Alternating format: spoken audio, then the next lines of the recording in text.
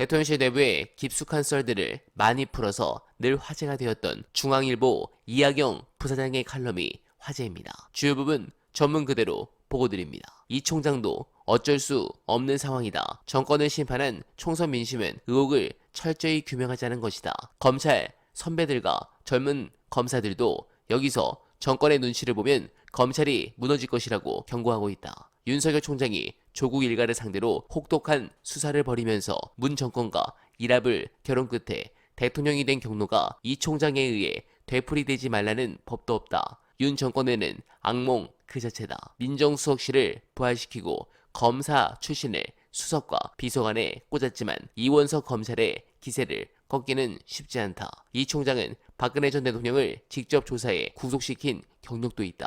그의 퇴임일은 9월 15일. 남은 4개월 동안 어떤 일도 일어날 수 있다. 전방위로 칼을 휘둘러온 윤 대통령의 과보다. 이런데도 특별감찰관 임명과 제2부속실 설치 소식이 들리지 않은 것은 이해하기 어렵다 라는 부분입니다. 그리고 끝으로 중앙은 그냥 특검을 받으라고 주문합니다. 특검을 받으면 정권이 끝장나는데도 말이죠.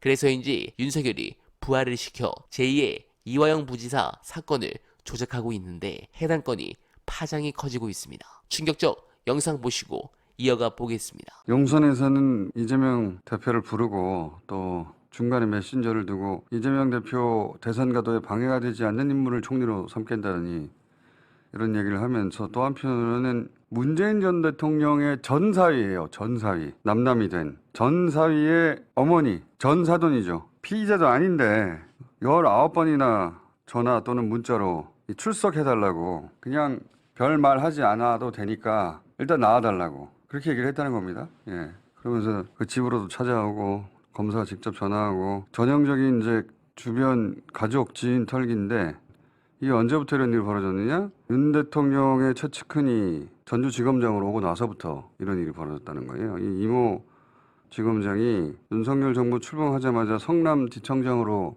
이재명 대표 수사 총괄 지휘한 검사거든요. 이분이 전주지검장으로 가면서부터 이런 일이 벌어졌다. 이게 우연이냐. 그거 하라고 전주지검장에 보낸 거 아니냐. 이런 의심을 가지는 거죠. 그러면서 또 한편으로는 이제 앞통수로는 유화제스처.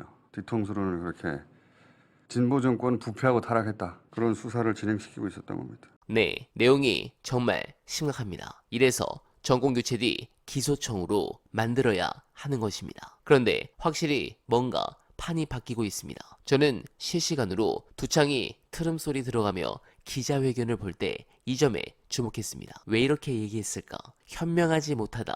이건 법적인 표현이 아닙니다. 즉 법리적 책임이 없다라는 것을 말한 겁니다. 이미 다 계산을 했을 겁니다. 그렇다면 결국 이제 특검으로 갈 수밖에 없는 상황인데 문제는 검찰입니다. 결국 이 수사는 어차피 둘 중에 하나입니다. 기소를 할 거냐 말 거냐입니다. 근데 기소를 할 거면 구속영장 청구를 해야 합니다. 저걸 그냥 불구속으로 기소를 한다고? 다른 공범들은 빵을 살고 있는데 그걸로 22억을 땡긴 김건희 모녀는 그냥 불구속으로 적당히 벌금형 정도로 받을 수 있게 기소를 한다. 이건 불가능하잖아요. 그게 아니면 완전 무혐의를 줘야 합니다. 그런데 무혐의를 주면 당연히 특검하자고 하지. 난리 날 거 아닙니까? 그래서 지금 대통령실 주변에 빨대들이 김건희가 살이 빠졌다, 아프다, 건강이 안 좋다 이런 말을 흘리는 겁니다. 앞으로 재밌는 일이 많아질 것 같은데 가장 먼저 보호드릴 것을 약속드리며 어나바는 오늘도 최선을 다하겠습니다. 여러분 고맙습니다.